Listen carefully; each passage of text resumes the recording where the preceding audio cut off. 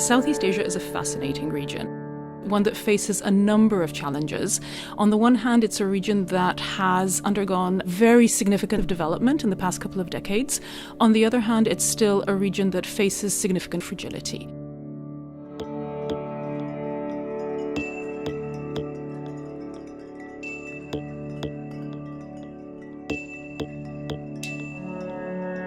Another fairly common factor is urbanization. Numbers of people have migrated towards larger and larger cities, and on top of the climate change issue, a lot of those cities are in areas that are particularly fragile, susceptible, for instance, to flooding.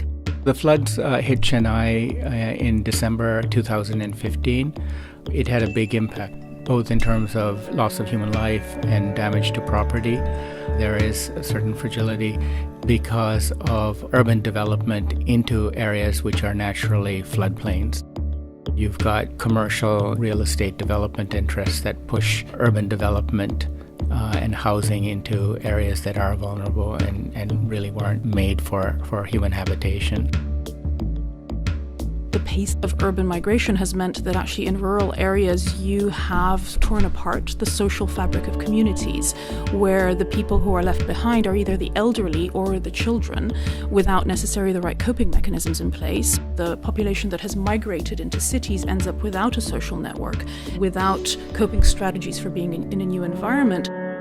Migrants who move to urban areas very often have poor education, which means that they could access only poorly paid, unprotected jobs.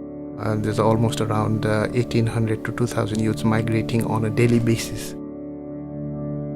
Of course, the country is coming out of a period of 50 years of military rule, and that has not done the country a whole lot of good because institutions are weak, infrastructure is crumbling. In terms of governance, it's a new country. We're increasingly appreciating that the governance context is more fragile, and it's fragile in ways that it wasn't before.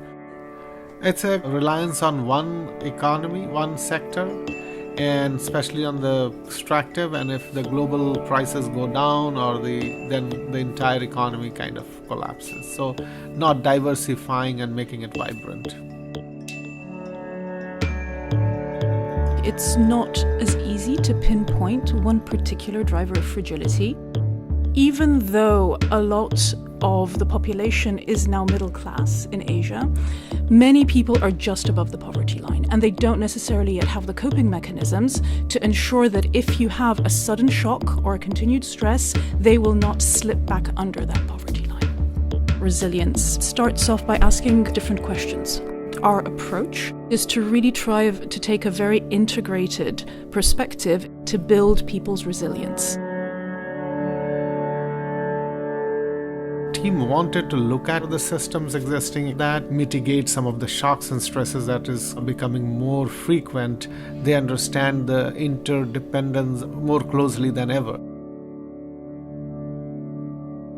Among age groups, gender, center, periphery dynamics of Indonesia with the outer islands, there's a lot of diversity in how different populations are affected by different risks. We're trying to better understand how gender affects the vulnerability of a given individual within a community or a household. We're seeing resilience capacities that are relevant to communities across the diverse contexts in the region. For example, diversifying economic strategies to help households ensure all their income isn't exposed to the same type of risks. Financial products that help households manage anything from a job loss to a market price shock, and even more effectively managing the natural resource base to reduce exposure to the effects of climate change. And all of this really requires good governance and strong institutions, and it requires inclusive decision-making processes that start with the households. It is these transformative elements that can ensure all people have the ability to access the resources they need and use them in such a way to better manage their future.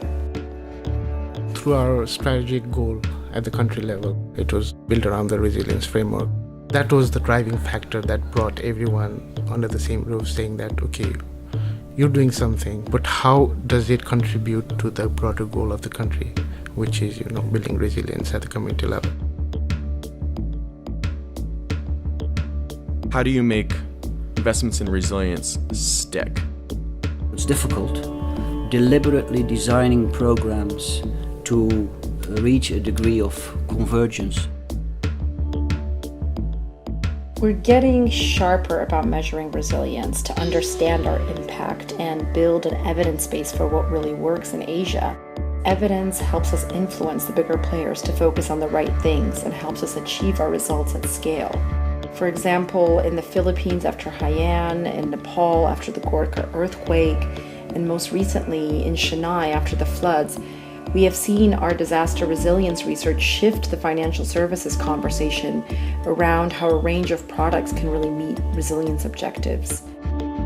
Our research under our market systems and resilience program showed how our approach reduced disaster losses by up to 80% among vulnerable communities in Nepal. In East Timor, we were able to quantify how over 45,000 households benefited from accessing a simple seed silo technology that reduced their risk to drought, pest and disease, and improved household food security. A region the size of Asia, unless we are using the opportunities we have to demonstrate results and then to build that into, for instance, national level strategies, we're never going to actually have the scale of change that we want to bring about. As a region, we often think of Southeast Asia as potentially graduating from the development process. The current moment can really demonstrate how short-sighted I think that is. We know that this region is particularly vulnerable to weather, climate change, and natural disaster. And because we are in a process really of digging into systems level resilience and really building a strong foundation that gets to long-term fundamental challenges, we have another opportunity to demonstrate how to go deep to mitigate long-term risk, to ensure that the development process is actually a forward-moving process and unanticipated externalities can't suddenly reverse a long-term investment in growth.